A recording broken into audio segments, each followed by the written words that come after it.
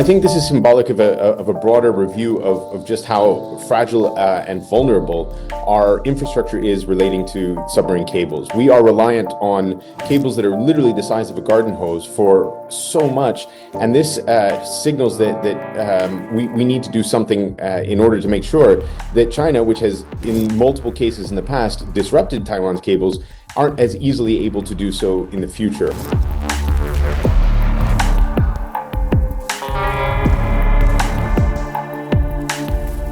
What China has done very successfully is attack critical infrastructure in subtle ways. Now, submarine cable infrastructure is a particularly vulnerable piece of material. It is so easily disrupted that even sharks in the past have been able to bite cables and cause disruption. And so this is kind of low-hanging fruit for attempting to cause uncertainty and instability.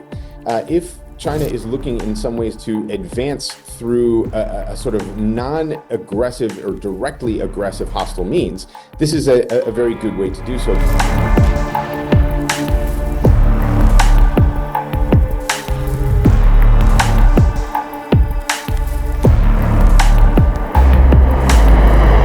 A bipartisan bill has been introduced in the US Senate to protect Taiwan's undersea communication cables from Chinese GrayZone tactics.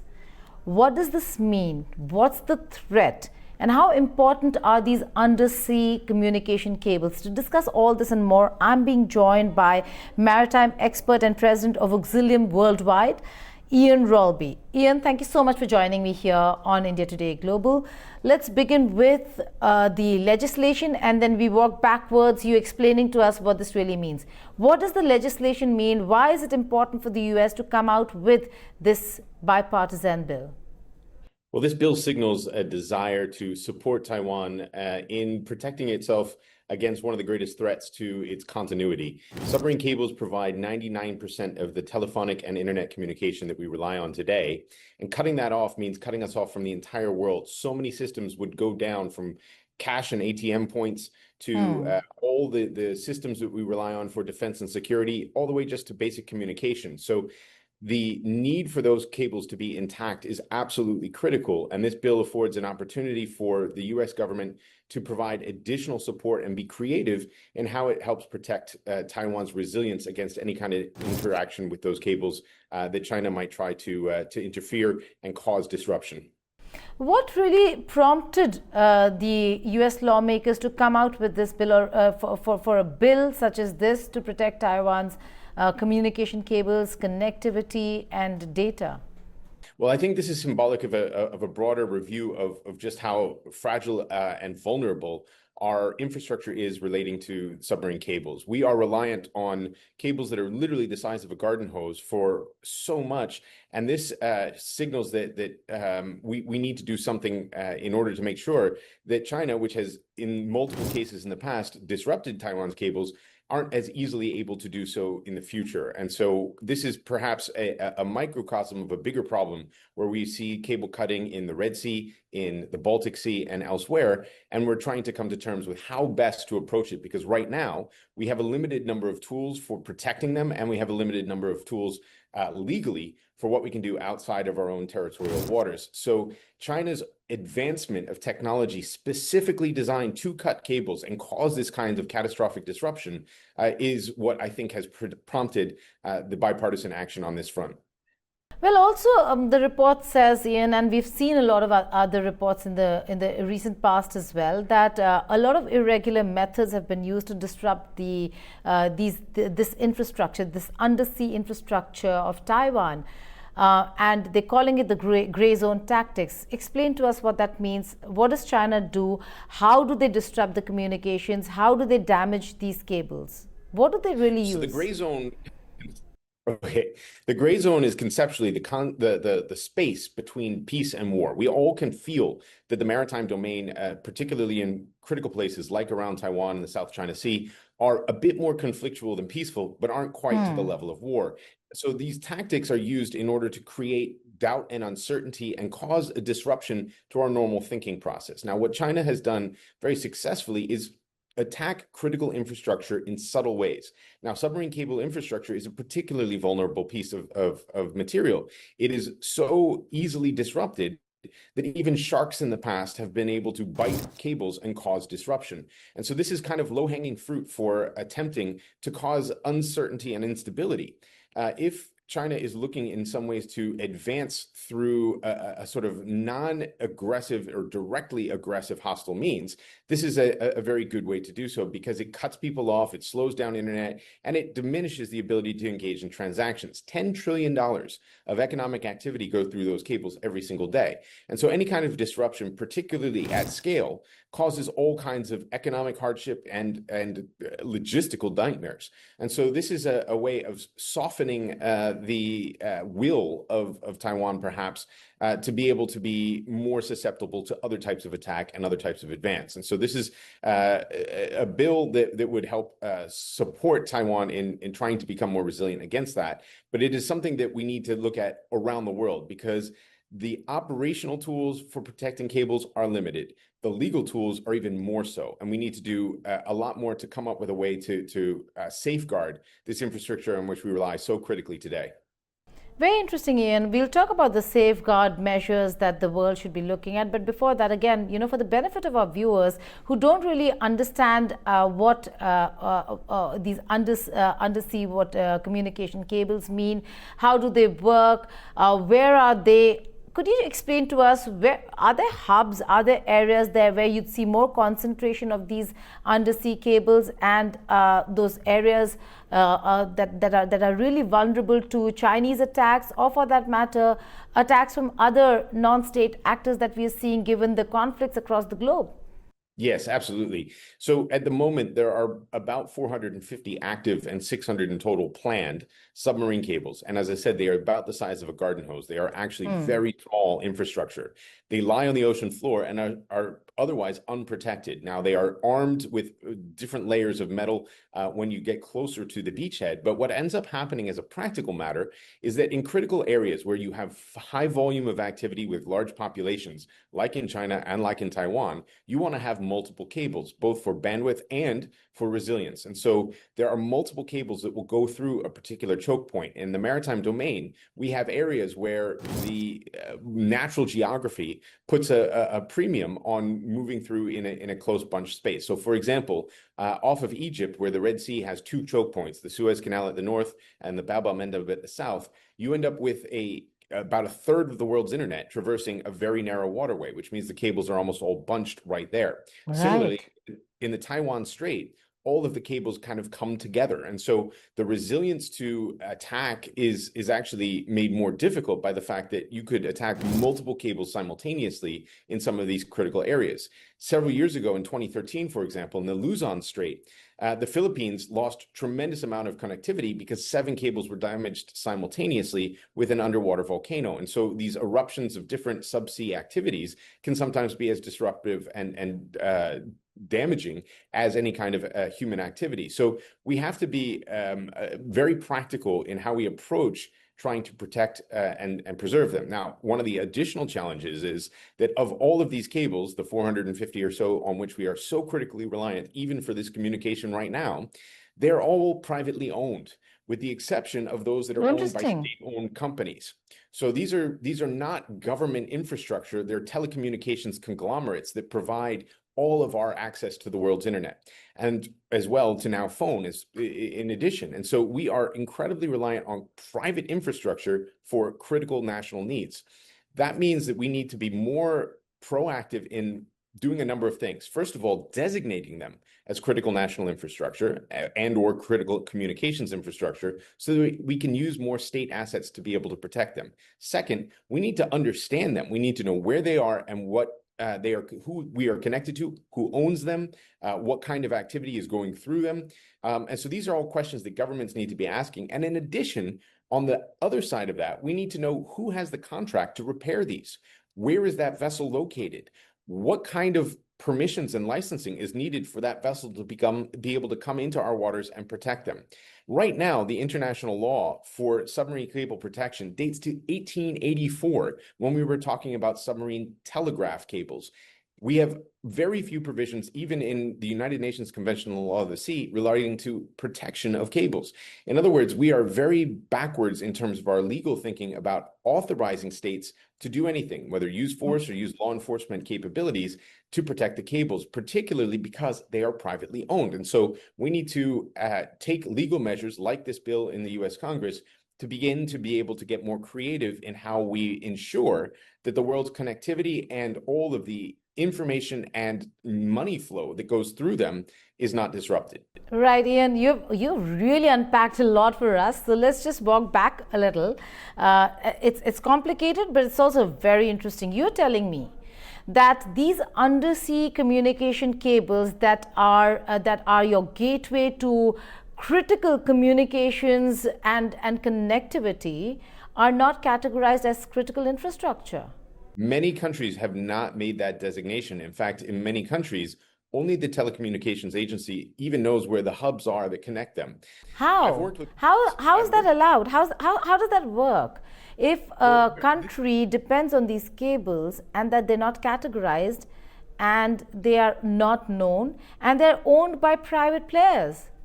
Well, in many cases, this is a fairly recent development. We are only looking at the fiber optic cable since 1986. So for many of us, that's within our lifetime. And so the reliance on submarine cable infrastructure is not well understood and it's not well known, even within government circles. And so we haven't adapted our governmental thinking to provide that kind of direct access. Now, there are countries that are doing a very good job. There are countries that are beginning to cooperate on recognizing that the same cable connects them to several other places. But it's very interesting because if you look at the geography, take the Indian Ocean, for example, the neighboring states on the islands may not actually be connected to the same cable. So there may actually be better reasons for two countries that are geographically disparate to connect to cooperate than there are with neighbors because of just how these cables are connected. Now, it is very difficult at times to figure out what kind of interagency means are needed in order to be most effective in protecting. And every government is going to have a slightly different set of requirements. Now, I point to my dear friends in Tonga, the Kingdom of Tonga in the Pacific Islands, because they provide us a great model of where there has been such critical harm done. In 2019, in January 2019, their one and only submarine cable was cut. At the time, they did not have satellite backup in their contract. They didn't know where the repair vessel was. There was a lot of work that needed to be done to make themselves more resilient. And so it was a national trauma for them because not only couldn't they access the internet and do certain things, they also couldn't talk to anyone. So there was no communication with family. There was no communication with people overseas, just to let them know that they were alive and okay. So this was a very, very difficult period. Now, I just want to ask, then how did they communicate? Like, really want to know. They didn't? They really didn't. There was no communication. I'm absolutely blown. They didn't? Does the world know how vulnerable we are? Because we talk about conflicts on ground. The real threat lies under sea. Correct. You are 100% correct. And actually the officials in Tonga made a very important comment. They said this wasn't like being back in the 1990s. This was like being back in the dark ages because in the 90s we still had access to telephonic communication. It might cost, it might have been difficult, but it was like going back hundreds of years to where there was no opportunity to connect. And so for days it was impossible for anyone to connect with anyone in Tonga. For weeks, it was impossible to do that at scale. But fast forward a couple of years to 2021, and the submarine cable was cut again, this time in the volcano and tsunami that very unfortunately devastated the country. But at least the infrastructure from a legal and policy standpoint was there to move more quickly to, first of all, get a repair, but also have satellite backup and have some alternative means. But many countries around the world haven't thought about this issue. We kind of assume that we're just connected to this World Wide Web, but the problem is there's a physical infrastructure. The internet is essentially a bunch of garden hoses on the ocean floor that connect us and allow for us to communicate. And we have to do more to come up with ways to protect them effectively. Ian, in your experience and your reading and your research, all of that, which are the countries that you look at as more resilient to these attacks, can withstand them or counter and challenge them? And which are the most vulnerable ones? And I'm talking about bigger economies here. What's your reading, not the smaller countries? Well, it's interesting. I will point to a smaller country to start with in that Singapore Please do. is one of Oh, that's a big Singapore. economy. That's a big It's a big economy. economy. So Singapore is one of the countries that has recognized its own vulnerability as a state that needs so desperately be connected to the world's economy and to the internet to even be able to process all the ships that are coming through at any given time. They have done a lot to try to protect and bury some of those cables so that they are less vulnerable to an anchor dragging or a trawler pulling a net over them or a ship even sinking and landing on them or any kind of accident that may occur. And so they've done a lot on that front. But other countries like Australia have done a lot to come up with ideas for how to create zones of surveillance and try to exclude certain activities from the zones where the submarine cables might be most vulnerable. The United States and some of the bigger economies have also done a lot in terms of creating resilience and redundancy. If you have one cable that's cut, that's a big problem if it's your only cable. But if you have one cable that's cut and it's one of 200, it's less of a problem. And so creating that sort of redundancy in order to ensure that there's continuity no matter what happens is a major focus. The other thing is diversifying the landing sites. If all of the cables go into one place, a bad actor or an accident could take out the entire connectivity. But if you have multiple landing sites in different directions, you can become more resilient that way. But the biggest issue is that outside of 12 nautical miles, we have a very little, we have very few options for what a Navy, a Coast Guard, or any other force could do to protect against even an intentional attempt to cut cables. And so we have to come up with a creative and collective way of authorizing more direct protection because we see, whether it's China, whether it's Russia, whether it's other states, and even non-state actors like the Houthis, the threat to submarine cables is real. It is well known. Absolutely. And in fact, bad actors are sometimes much more conscious of what it would mean than some of those who are responsible for our national security and sovereignty. I wouldn't know whether if you've read India, but is India resilient enough? Can India handle such attacks? Because we are vulnerable when it comes to China and when it comes to Absolutely. Pakistan. Well, I was actually born in India, so I Oh, have spent some wow. time looking at it. Yeah, so India is actually quite good in terms of its resilience and diversity of both landing sites and connection to different cables. Being sort of the connection point across the Indian Ocean means that anything coming from Southeast Asia or going through the Middle East and up the Red Sea tends to touch India. So there is a lot of connectivity. There's a lot of redundancy. It could be better though, and there's an opportunity for greater collaboration and cooperation with other states, including Sri Lanka, Maldives, and then some of the other coastal states like Bangladesh. But India is in a much stronger position than other countries where there is only a single point of connectivity or there are very few cables that actually connect. So it's a mixed bag, but we all have to do better. And what India does not have is the ability legally, because none of us do, to go out to sea and protect anywhere offshore. So we need to come up with better ways of coming to terms with the reality and then dealing with that reality as it is today. Also, Ian, before I let you go, how is the world looking at the threat, and is there a coalition? Are there systems? Are there countries who are actually in communication to better the systems and protect the communication cables? Because we've had instances, even in India, where there was talk about undersea cables coming under threat. So is there anything, or are you disappointed in how the international community has worked or not worked, the lack of any concerted effort to protect these cables? What's your reading? The ignorance on submarine cable protection 10 years ago was overwhelming. I actually struggled at times to convince people of the reality. I was actually told to my face, no, that's not how it works.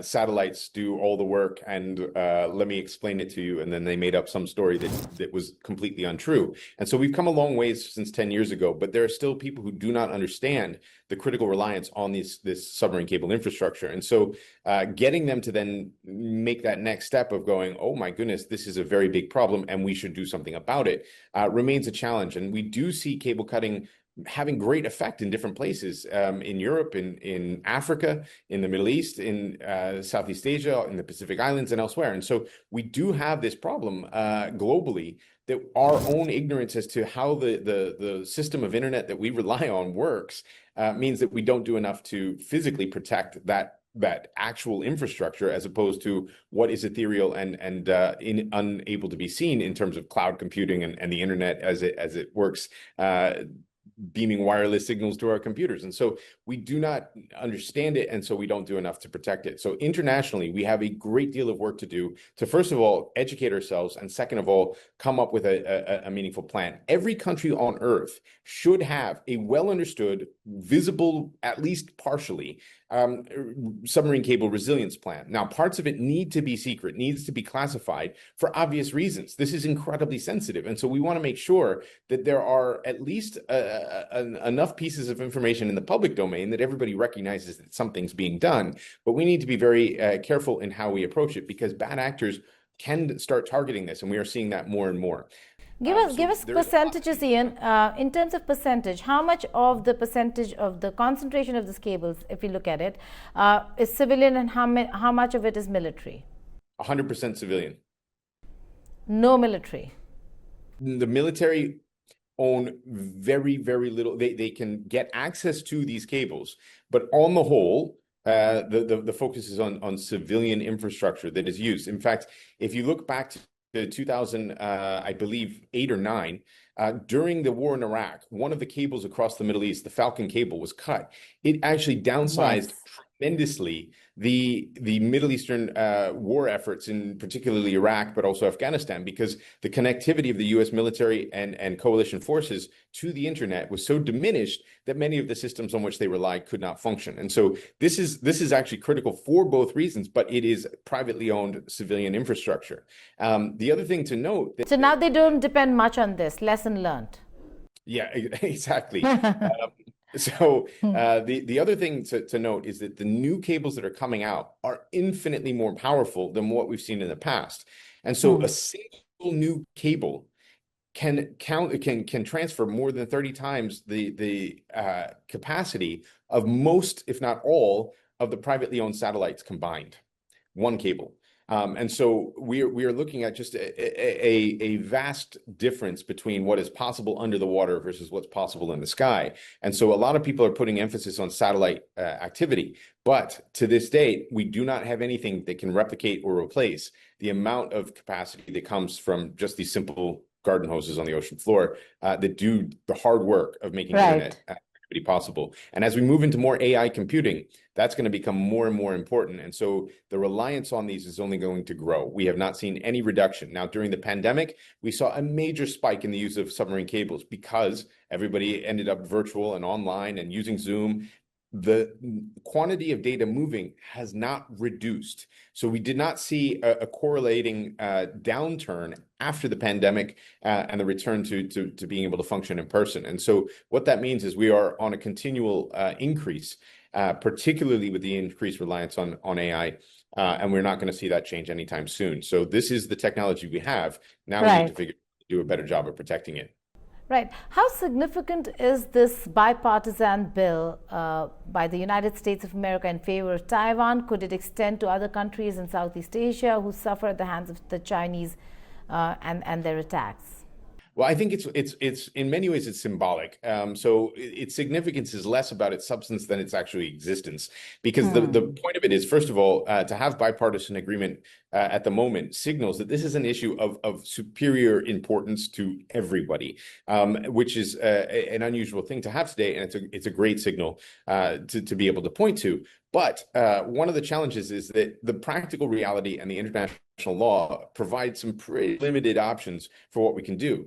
But it does afford a focused, specific place where we can identify what kind of options do exist and maybe get creative and ingenuity in terms of how we can do a better job physically and legally and policy-wise in protecting the cables. That could then be exported as a model elsewhere to other places, including the South China Sea, including critical straits like Singapore and Malacca, Bab al-Mandeb, Suez, etc. But it's certainly the threat from China, the threat from other actors is real, and we need to focus our attention on what we can do to protect against it. Otherwise, we could potentially have our entire economies come offline in every sense of the expression. All right. And final question to you, Ian. You're an American born in India? Yes, that's right. So I hope you harbor no presidential ambitions. On that note. Well, technically, I was born a full American, so it is possible. Just as John McCain was born in Panama and Ted Cruz was born in Canada, we have a very unusual system. Everything seems to be changing these days, so we'll see. Yeah. On that note, Ian Ralby, thank you so much for joining us. Thank you so much.